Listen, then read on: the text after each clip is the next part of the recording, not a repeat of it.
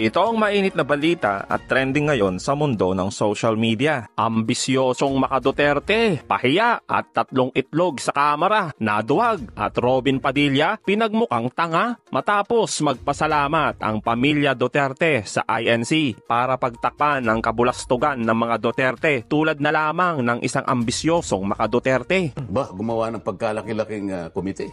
Sino yung dinurog? Bakit yung paraan ninyo?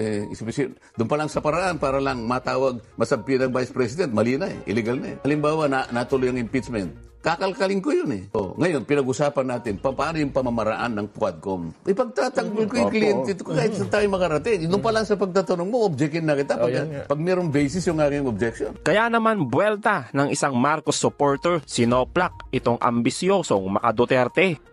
Hindi ba kaya may recommendation na nga na imbestigahan ng NBI? Oo, hindi ba kaya nga meron ng investigation na nagaganap ngayon sa DOJ? Special Investigation Group para sa Crimes Against Humanity na kaso na ihahabla kay Digong?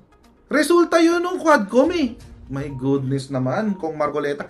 Ako talaga naniniwala na ako kahit anong galing mo, kahit anong talino mo, basta kapag DDS ka, isusuko mo talaga ang common sense, logic at moral mo. Ipokrito Ngayon biglang unity? Bakit? Kasi mai-impeach siya si Sara. Ngayon unity? Bakit? Kasi mahuhuli na sa ICC si Digong. Tigas na mamumukha nyo. Accountability muna bago unity.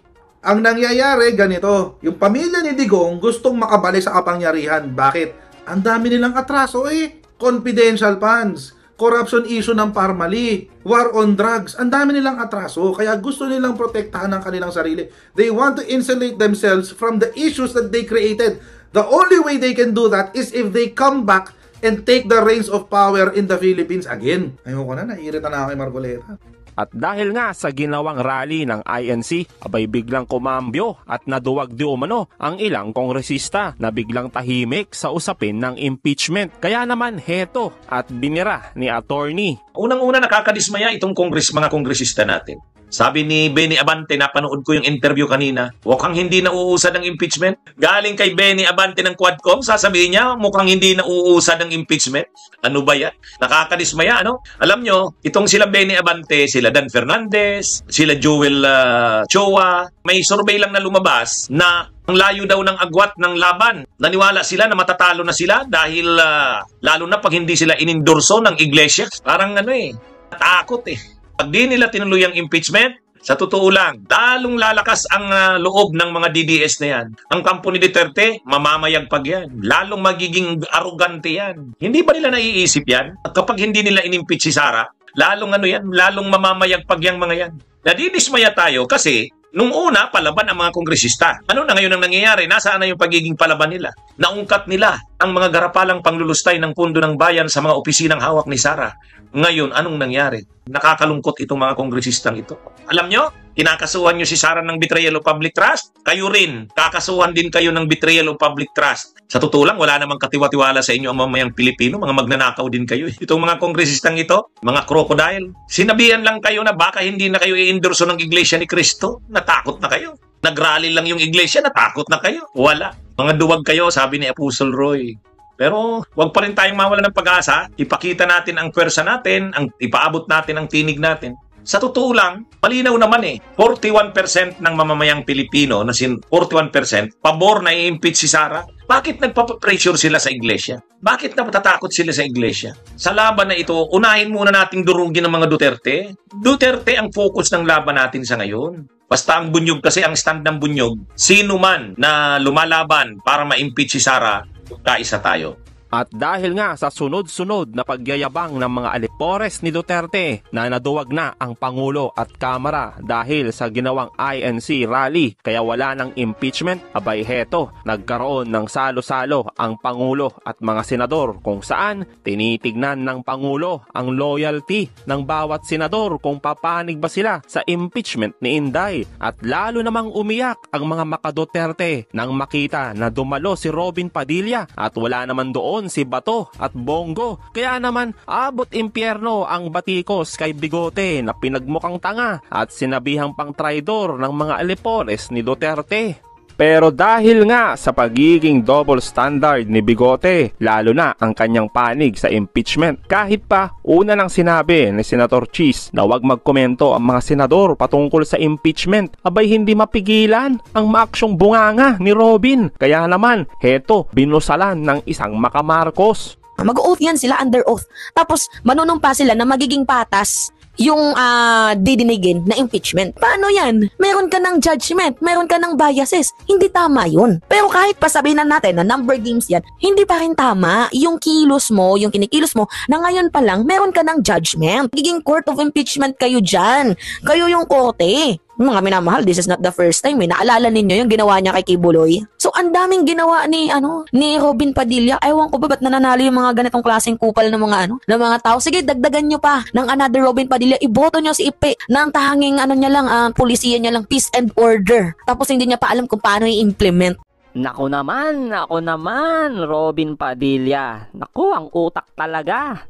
Ikaw yung literal na sabaw na walang laman. Kailan pa yan sinabi sa inyo? Nung nag-uumpisa pa lang yan yung usapin ng impeachment, sinabi na ni Senate President Chis Escudero na manahimik kayo, kayong mga senador, para hindi kayo makitaan na bias. Kasi nga, kayo yung magiging judge. Tapos ikaw, lahat na lang ng interview mo patungkol sa impeachment, pinagmamalaki mo pa na ayaw mo sa impeachment. Putik na yan, sana hindi ka na nagsenador? Bobo ka ba? Nagtatanong lang po kami bobo ka ba? Dapat hindi ka na nagsenador. Kung ang pinoproteksyonan mo lang naman, ang mga Duterte. Dapat nga ang pinoproteksyonan mo yung interest ng kababayan mo. Kami. Pero hindi Kakainit ng ulo to. Hayaan nyo na yan. Bugok naman yan. Wala namang bilang yan talaga So yun po, mapunta po tayo sa usapin doon sa sinasabi ni Attorney Enzo. Itong mga ilang kongresista. Nakakapikon, nakakalungkot. Sipin nyo, lahat tayo sinubaybayan yung Quadcom. At ibinigay na natin yung tiwala natin sa mga ibang kongresista, no? Pero eto nga, natakot yung ibang kongresista tulad ni Atras Abante at ni Ingleserong Dan Fernandez at itong si Chua na naduwag. Well, hindi ko naman masisisi kung yun ang nila, stand nila ngayon kasi nga tumatakbo sila at malaking bagay yung INC. Baka hindi sila iboto. At eto, syempre, isa sila sa mga naduwag dito sa rally. Tandaan po natin na hindi naman po lahat ng pumunta sa rally na yan talagang maka-Duterte. Pero itong mga kongresista na to, masasabi na natin po na naduwag.